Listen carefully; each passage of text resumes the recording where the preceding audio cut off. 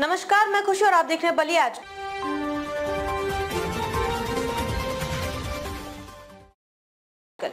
Doctor Santosh Yadav के जरिए सपा के एमवाई फैक्टर को बिगाड़ सकती है भाजपा। अफजाल के मुकाबले में कौन होगा भाजपा का मजबूत चेहरा? चर्चा ओबीसी उम्मीदवार पर भी दांव लगा सकती है भाजपा। लोकसभा चुनाव का बिगुल बज चुका है और 1 जून को गाजीपुर में मतदान भी होना है। ऐसे में अभी तक सपा उम्मीदवार सांसद अफजाल अंसारी के मुकाबले में भाजपा ने अपना पत्ता नहीं खोला है। वैसे चर्चाएं तरह तरह की हो रही है। भाजपा जातिगत समीकरण को भी लेकर चल रही है। भाजपा के जातिगत समीकरण में ओबीसी उम्मीदवार भी फिट बैठ सकता है। हालांकि ये एकमात्र चर्चा है, लेकिन अभी प्रत्याशी की घोषणा होनी है। जब तक उम्मीदवार की घोषणा नहीं हो जाती है तब तक ऐसे चर्चाओं का होना आम बात है। गाजीपुर संसदीय क्षेत्र में सिवाय सपा के अब तक न भाजपा और न ही बसपा का उम्मीदवार ही तय है, मगर ये जरूर तय है कि मुख्य मुकाबले में केंद्र में एमवाई मुस्लिम और यादव वोट फैक्टर ही रहेगा। जहां सपा इसी एमवाई की किलेबंदी कर अपने मुख्य प्रतिद्वंदी भाजपा को शिकस्त देने की कोशिश करेगी, वहीं भाजपा सपा की किलेबंदी को भेद कर अपनी जीत की राह बनाने की कोशिश करेगी। गाजीपुर के चुनावी मुकाबले के केंद्र में एमवाई फैक्टर क्यों है, इसका जवाब ऐसे आप समझ सकते हैं। गाजीपुर में कुल यादव वोटरों की अनुमानित संख्या 4 लाख है, वहीं मुस्लिम वोटरों की संख्या 1,75,000 है। 2019 के चुनाव में सपा से गठबंधन के बूते ही बसपा एमवाई समीकरण को साध कर भाजपा को करारी शिकस्त देने में सफल हुई थी और बसपा के उम्मीदवार थे अफजाल अंसारी। सपा अफजाल अंसारी के जरिए एमवाई फैक्टर के सारी सीट को हासिल करना चाहती। सपा की इस रणनीति की काट में भाजपा कैसी बिसात बिछाएगी? कहा जा सकता है कि भाजपा अपने विकास के मुद्दे को लेकर जनता के बीच लेकर आएगी। यादव बैकवर्ड को समेटकर सपा को भाजपा करारा जवाब देगी। 2019 के चुनाव में भाजपा के विकास का मुद्दा फेल हो गया था और वर्तमान रेल मंत्री मनोज सिन्हा जीत के करीब नहीं पहुंच पाए थे। गाजीपुर का इतिहास गवाह है कि जब जब एमवाई समीकरण टूटा तब भाजपा चुनावी बाजी अपने पक्ष में करती रही। पहली बार 1996, दूसरी बार 1999, तीसरी बार 2014 में भाजपा एमवाई समीकरण तोड़कर ही चुनाव जीती। ये भी कहा जाएगा कि एमवाई फैक्टर टूटने का कारण बसपा के जरिए कहा जाएगा। क्या इस बार भी भाजपा के लिए ऐसा ही मौका बनेगा? वजह यह है कि गाजीपुर में मुस्लिम और यादवों की गोलबंदी ज्यादा मजबूत दिख रही है।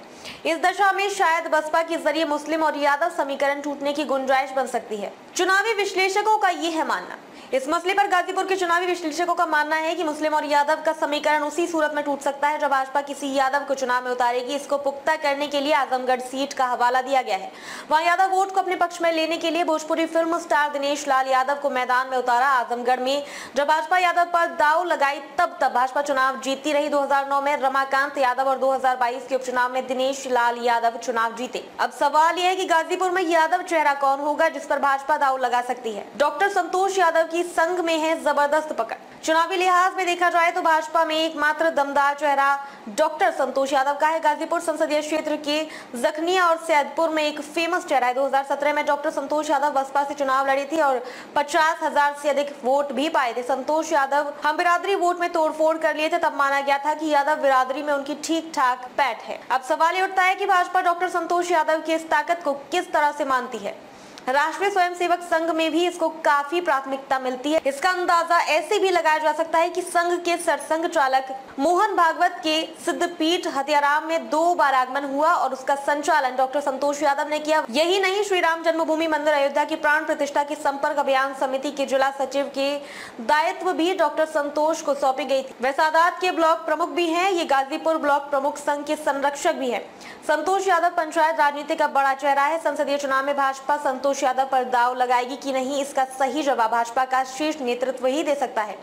मगर ये जरूर है कि भाजपा डॉक्टर संतोष यादव के बूते सपा को एमवाई फैक्टर को बिगाड़ने की गुंजाइश बना सकती है।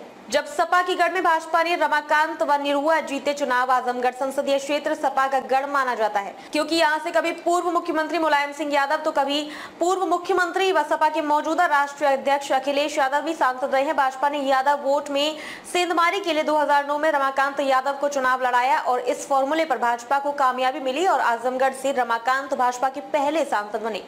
उसके बाद 2014 और 2019 के मोदी लहर में भाजपा को यहां से कामयाबी नहीं, क्योंकि यहां से मुलायम सिंह यादव और अखिलेश यादव सपा के सांसद बने। उसके बाद 2022 के उपचुनाव में भाजपा ने दिनेश लाल यादव निरहुआ को मैदान में उतारा और भाजपा को कामयाबी मिली और भाजपा के दूसरे सांसद के रूप में दिनेश लाल यादव सांसद बने। अब तक के लिए बस इतना ही। फिर होगी आपसे मुलाकात ऐसी एक और बड़ी खबर के साथ। तब तक के लिए नमस्कार और देखते रहिए बलिया आजकल।